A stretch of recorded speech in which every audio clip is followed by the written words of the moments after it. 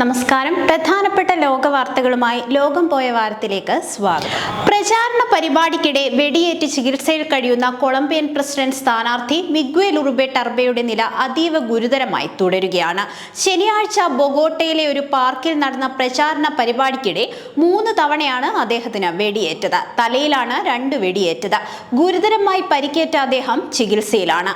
വലിയ പോരാട്ട പാരമ്പര്യമുള്ള കുടുംബത്തിൽ നിന്നെത്തിയ മിഗ്വേൽ ഉറുബെ ജീവിതത്തിലേക്ക് തിരികെ എത്തുമെന്ന പ്രതീക്ഷയിലാണ് പ്രിയപ്പെട്ടവർ. അതേസമയം പതിറ്റാണ്ടുകൾക്ക് മുൻപ് തോക്കിൻ മുനയിൽ ജീവൻ നഷ്ടമായ അദ്ദേഹത്തിന്റെ മാതാവ് ഡയാന ടർബയുടെ ജീവിതം ആവർത്തിക്കപ്പെടുമോ എന്ന ആശങ്കയും പ്രിയപ്പെട്ടവർക്കുണ്ട്. 33 വർഷങ്ങൾക്ക് മുൻപ് എൻ്റെ അമ്മ ഡയാന ടർബയെ എനിക്ക് നഷ്ടപ്പെട്ടു. കാലം കടന്നുപോയിട്ടും രാജ്യത്തിനു വേണ്ടി പ്രവർത്തിക്കാൻ അമ്മ എനിക്ക് പ്രചോദനവും മാതൃകയുമാണ്. തത്വങ്ങൾ മാറ്റാവുന്നതല്ലെന്നും സത്യസന്ധതയുടെ മൂല്യമെന്തെന്നും അമ്മ എന്നെ പഠിപ്പിച്ചു. ഒരു പത്രപ്രവർത്തക എന്ന നിലയിൽ സത്യത്തോട് വിശ്വസ്തത പുലർത്തിയ അവർ കൊളംബിയയിൽ അക്രമം അവസാനിക്കുമെന്ന് വിശ്വസിച്ചു. അമ്മ അരികിലുണ്ടെന്ന് തോന്നുന്നത് എനിക്ക് ശക്തി നൽകുന്നുവെന്നാണ് 2024 ജനുവരിയിൽ ഡയാനയുടെ ഓർമ്മ ദിവസത്തിൽ മിഗ്വേൽ ഉറുബെ എക്സിൽ കുറിച്ചത്. മിഗ്വേൽ ഉറുബെ ടർബയുടെ മാതാവ് ഡയാന ടർബെ ഒരു പത്രപ്രവർത്തകയായിരുന്നു. മയക്കുമരുന്ന് രാജാവ് പാബ്ലോ എസ്കോബാറിന് കീഴിൽ പ്രവർത്തിക്കുന്ന ഒരു സംഘം 1990-ൽ ഡയാനയെ തട്ടിക്കൊണ്ടുപോകുകയും മോചിപ്പിക്കാനുള്ള ശ്രമത്തിനിടെ അവർ കൊല്ലപ്പെടുകയുമായിരുന്നു. ശതകോടീശ്വരൻ ഇലോൺ മസ്കും US പ്രസിഡന്റ് ഡൊണാൾഡ് ട്രംപും തമ്മിലുള്ള വാക്പോരിൽ ഉയർന്നു വന്ന ഒരു പേരാണ് എപ്സ്റ്റീൻ ഫയൽസ്. US-ലെ നിക്ഷേപ ബാങ്കറായ ജെഫ്രി എപ്സ്റ്റീൻ കുട്ടികൾ ഉൾപ്പെടെയുള്ളവരെ ലൈംഗികമായി പീഡിപ്പിച്ചെന്ന കേസിൽ 2019-ലാണ് അറസ്റ്റിലായത്. കുട്ടികൾക്ക് നേരെയുള്ള ലൈംഗിക പീഡനം മാത്രമല്ല, മനുഷ്യക്കടത്ത് ആരോപണങ്ങളും എപ്സ്റ്റീൻ നേരിട്ടിരുന്നു. ഈ കേസുകളിൽ ആഗോളതലത്തിൽ പ്രശസ്തരായ പല വ്യക്തികളുടെയും പേര് ഉൾപ്പെട്ടിട്ടുണ്ടെന്നാണ് ആരോപണം.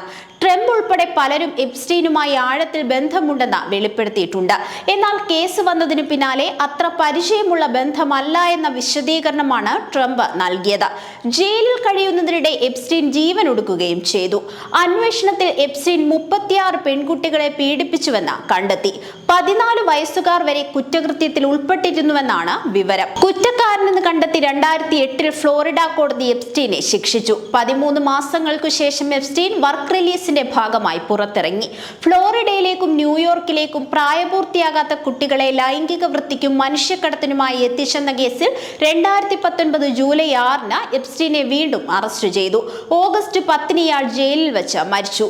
തൂങ്ങി മരണമാണെന്നായിരുന്നു പുറത്തുവന്ന റിപ്പോർട്ട്. എന്നാൽ പല പ്രമുഖരുടെയും പേര് പുറത്തു വരാതിരിക്കാൻ ഇയാളെ കൊന്നതാണെന്നുള്ള ഗൂഢാലോചനാ സിദ്ധാന്തങ്ങൾ പ്രചരിക്കുന്നുമുണ്ട്. എന്നാൽ എപ്സ്റ്റീൻ ജയിലിൽ ആത്മഹത്യ ചെയ്തതാണെന്ന് വ്യക്തമാക്കുന്ന വീഡിയോ തെളിവ് ഉടൻ പുറത്തുവിടുമെന്ന് അന്വേഷണ ഏജൻസിയായ FBI അടുത്തിടെ അറിയിച്ചിരുന്നു. ജെഫ്രി എപ്സ്റ്റീന്റെ മനുഷ്യക്കടത്ത് കുറ്റകൃത്യങ്ങളെക്കുറിച്ചുള്ള അന്വേഷണ രേഖകളുടെ സംഗ്രഹമാണ് എപ്സ്റ്റീൻ ഫയലുകൾ.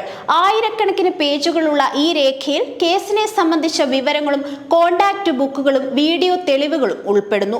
പല ഫയലുകളും ഇപ്പോഴും പുറത്തുവിട്ടിട്ടില്ല. അതുകൊണ്ട് തന്നെ അതിൽ ആരെല്ലാം ഇനിയും ഉൾപ്പെട്ടിട്ടുണ്ട് എന്നതിനെ ചുറ്റിപ്പറ്റി വലിയ രീതിയിലുള്ള ഊഹാപോഹങ്ങളാണ് പ്രചരിക്കുന്നത്. രേഖകൾ പരസ്യമാക്കുന്നതിൽ തനിക്ക് പ്രശ്നമില്ലെന്ന് ഒരിക്കൽ ട്രംപ് പറഞ്ഞിരുന്നു.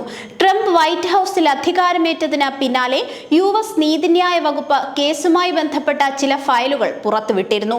ഇവയിൽ ഭൂരിഭാഗവും മുൻപ് ചോർന്നതാണെങ്കിലും US സർക്കാർ ഒരിക്കലും ഇത് ഔപചാരികമായി പുറത്തുവിട്ടിട്ടില്ല.